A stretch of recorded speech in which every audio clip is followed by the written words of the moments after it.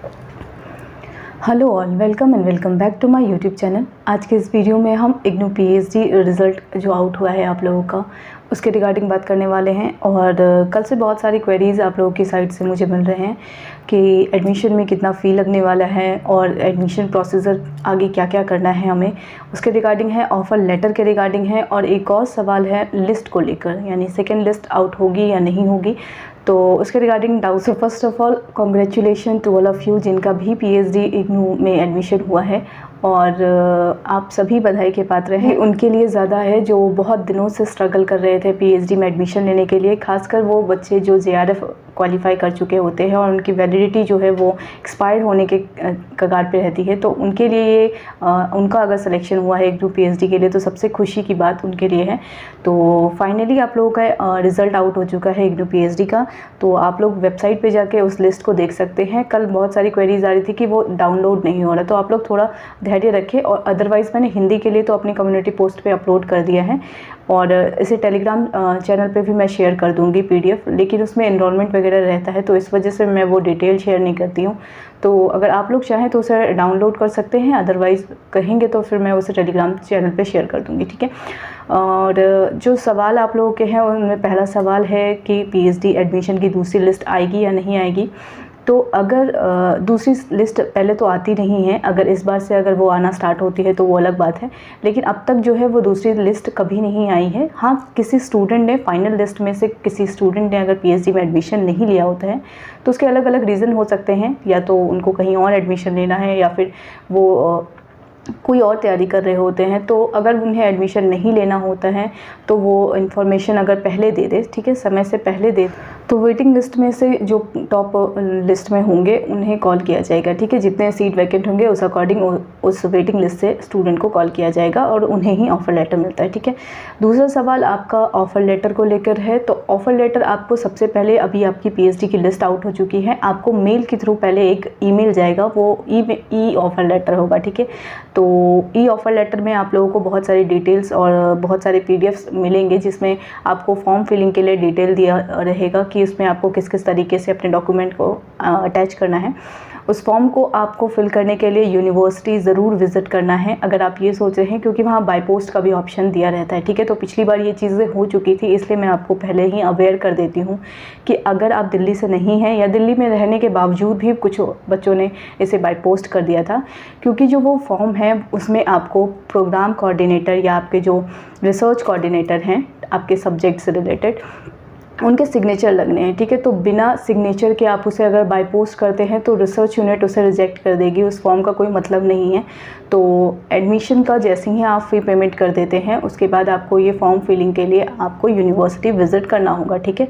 तो by post करने की बजाय आपको इसे बाय हैंड यहाँ पे सबमिट करना है और रिसर्च यूनिट में इसे सबमिट करना है, ठीक है, अपने प्रोग्राम कोऑर्डिनेटर से डिटेल वगैरह, क्योंकि उसमें कोर्स डिटेल भी है कि आपको कितने कोर्सेज़ करने हैं, क्योंकि हर डिपार्टमेंट का अलग अलग कोर्सेज़ का वो है क्वांटिटी। मतलब जैसे अगर मैं ये कहूँगी तो हमारे में सिर्फ 2 कोर्स है, अदर डिसिप्लिन की अगर बात करें तो किसी में 4 है, किसी में 6 कोर्सेज़ हैं कोर्स वर्क के दौरान, ठीक है। तो आपको उस हिसाब से चीज़ें जो हैं वो पता करनी है प्रोग्राम ये अपने स्कूल में आकर, ठीक है। तो जैसे ही आपको प्रोग्राम कोऑर्डिनेटर से ये सब चीज़ें पता चल जाती है, आप उसे फॉर्म फिल करके प्रोग्राम कोऑर्डिनेटर से सिग्नेचर करवा के उसके साथ एक आप लोगों को फॉर्म या एप्लीकेशन लिखने को कहा जाएगा। एक एप्लीकेशन लिखना है जिसमें आपको ये कंफर्मेशन देना है कि आप इस ऑफर लेटर को एक्सेप्ट करते हैं और आपका जो एडमिशन हुआ है वो कैटेगरी ए या बी से हुआ है, उसके बारे में पूरा डिटेल देना होता है, ठीक है। तो वो सब कुछ आपको फॉर्म के साथ अटैच करके रिसर्च यूनिट में सबमिट करना होता है। तो ये फॉर्म आपको मेल के थ्रू ही भेज दिया जाएगा। तो बाय पोस्ट करने की जगह बाय हैंड आपको यहाँ पे यूनिवर्सिटी आकर के उसे सबमिट करना है, ठीक है। ये एक चीज़ बतानी थी आप लोगों को। दूसरी चीज़, जो आप लोगों का प्रोग्राम को जो पीएचडी प्रोग्राम का जो फ़ी स्ट्रक्चर है उसे भी समझ लीजिए, क्योंकि जब मेरे टाइम पे था, यानी मैं अगर 2022 की बात करूँ तो 2022 में इस तरीके से फ़ी स्ट्रक्चर था कि आपका 17,850 जो है वो कोर्स का जो फ़ी स्ट्रक्चर है वो पीएचडी कोर्स वर्क करने वाले स्टूडेंट के लिए है जिन्होंने अब तक कोर्स वर्क नहीं किया है, यानी कि जो एमफिल करके नहीं आए थे, ठीक है, जो फ्रेशली एडमिशन ले रहे हैं, यानी मास्टर के बाद जिन्होंने पीएचडी में डायरेक्ट एडमिशन लिया है उनके लिए 17,850 फ़ी स्ट्रक्चर था उनका। और जिन्होंने पीएचडी के पहले एमफिल कर लिया होता है उनके लिए तब वो जो कोर्स का जो फ़ी था वो 9,000 के करीब था, 9,450 के करीब था, ठीक है। तो उनको कोर्स वर्क नहीं करना था। लेकिन उसके बाद जो वैकेंसी आई 2023 में, 2023 वाली जो वैकेंसी थी उसमें जो एमफिल स्टूडेंट थे उन्हें भी कोर्स वर्क करना पड़ा, उन्हें भी वो फ़ी पे करना पड़ा, ठीक है।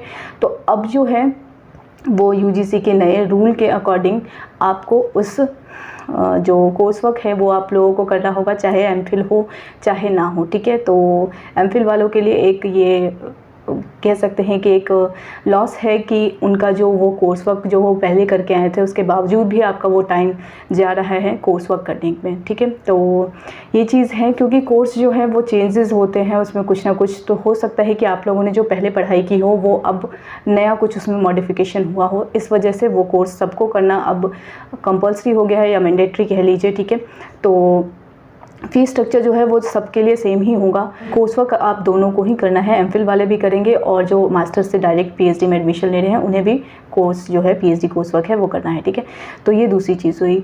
तीसरा है आपका जो पोस्ट ये ऑफ़र लेटर है वो बाय पोस्ट आपके होम एड्रेस पे होगा, ठीक है।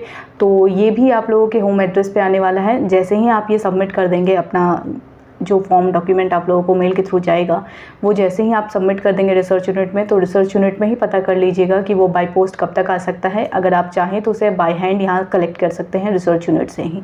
आप अपना नंबर और डिटेल एक एप्लीकेशन के थ्रू दे सकते हैं कि आप वो बाय हैंड देना चाहते हैं, तो आप वो डिटेल भी यहाँ पे शेयर कर सकते हैं रिसर्च यूनिट में, ठीक है। और उसके लिए कन्फर्मेशन ज़रूर कर लीजिएगा क्योंकि वो बाय पोस्ट आता है तो स्टूडेंट को कभी पता होता है कभी नहीं होता है। क्योंकि अभी रिसेंटली एक कमेंट मुझे इस तरीके से मिला था कि उनको ये बाय पोस्ट वाला जो ऑफ़र लेटर है वो नहीं मिला है, ठीक है। तो मैंने वो रिसीव किया है, वो मैंने आप लोगों के साथ शायद वो शेयर किया है किसी वीडियो में। तो आपको डॉक्यूमेंट के साथ क्या क्या लगाना है वो आपको मेल में ही भेज दिया जाएगा। और जो आपका मेल वाला जो ऑफ़र लेटर आया है उसकी एक फ़ोटोकॉपी आपको लगानी होगी आपके डॉक्यूमेंट के साथ, ठीक है। तो ये काम आपको यहाँ आकर ही करना है, ठीक है। बाय पोस्ट आप लोग नहीं करना ये काम, क्योंकि बाद में आपको फिर से यही काम दोबारा करना पड़ जाएगा, क्योंकि रिसर्च यूनिट आपको इस चीज़ के लिए ज़रूर बुलाएंगी क्योंकि इसमें प्रोग्राम कोऑर्डिनेटर के सिग्नेचर लगने हैं, ठीक है। दूसरी चीज़ कि आपको कोर्स डिटेल अपने से मालूम है नहीं कि क्या भरना है, किस तरीके से करना है, तो वो आपको अपने प्रोग्राम कोऑर्डिनेटर से कंसल्ट करके पता चलेगा, ठीक है। चौथी चीज़ जो इम्पॉर्टेंट है वो ये कि क्लासेस कब से स्टार्ट हो सकते हैं। तो अभी फ़िलहाल तो एडमिशन प्रोसीजर ही चलने वाला है आपका मई और जून तक। तो मई तक मेनली मुझे लगता है कि ये एडमिशन प्रोसेस कंप्लीट हो जाएगा। जून तक टाइम आप लोगों को मिलेगा ताकि आप लोग अगर दिल्ली से बाहर है तो आप सेटल हो सकें यहाँ पे। जुलाई से क्लासेस स्टार्ट हो जाएंगी क्योंकि मेरा भी जो क्लास स्टार्ट हुआ था वो जुलाई के टाइम ही हुआ था। जो नेक्स्ट इससे जो 23 में जो क्लास स्टार्ट हुई थी वो अगस्त में हुई थी, तो उसमें तो एडमिशन जो प्रोसीजर था वो डिले हुआ था, इस वजह से वो अगस्त शिफ्ट हो गया। अदरवाइज़ जो चांसेस हैं वो जुलाई से ही हैं, क्लासेस जुलाई से ही स्टार्ट होंगे। तो आप लोग जो बाहर से हैं, क्योंकि जो दिल्ली वाले हैं उनको तो कोई समस्या नहीं होगी, जो बाहर से हैं वो जब एडमिशन कराने आए तो अपने आसपास यहाँ पे अगर आप स्टे करना चाहते हैं या किसी दोस्त से आपका कांटेक्ट है तो उनसे बात करके आप अपने लिए रूम वगैरह खोज सकते हैं, ठीक है। क्योंकि हॉस्टल फैसिलिटी नहीं है, जैसा मैंने पहले भी बताया है अपने वीडियोस में कि इग्नू में हॉस्टल फैसिलिटी नहीं है, तो इस चीज़ के लिए आपको अपनी तरफ से थोड़ा एफर्ट लगाना होगा, ठीक है। तो ये सब कुछ था इस वीडियो में। और कॉन्ग्रेचुलेशन, अगर आपका इग्नू पीएचडी में एडमिशन हो चुका है तो जुलाई से आप लोगों की क्लासेस स्टार्ट हो जाएंगे। जून तक आप लोगों के फॉर्म फिलिंग के चांसेस हैं वो जो कंप्लीट हो जाएंगे। तो फॉर्म फिलिंग आप लोग यहाँ आकर ही करेंगे। रिलेटेड और भी कोई क्वेरीज़ हो तो इसी वीडियो के कमेंट सेक्शन में पूछ सकते हैं। आप लोगों से एक और रिक्वेस्ट है कि आप लोग अगर कोई भी क्वेश्चन पूछते हैं तो प्लीज़ लेटेस्ट वीडियो में पूछिए, क्योंकि मेरे लिए वो आंसर करना आसान हो जाता है। मैं बार बार इस चीज़ को रिपीट करती हूँ हर एक वीडियो में, लेकिन फिर भी आज इस वीडियो में फिर से रिपीट कर रही हूँ कि आप लोग लेटेस्ट वीडियो में ही क्वेश्चन को पूछिए, ठीक है। तो वीडियो को यहीं पे एंड करते हैं। वीडियो को एंड तक देखने के लिए थैंक यू सो मच।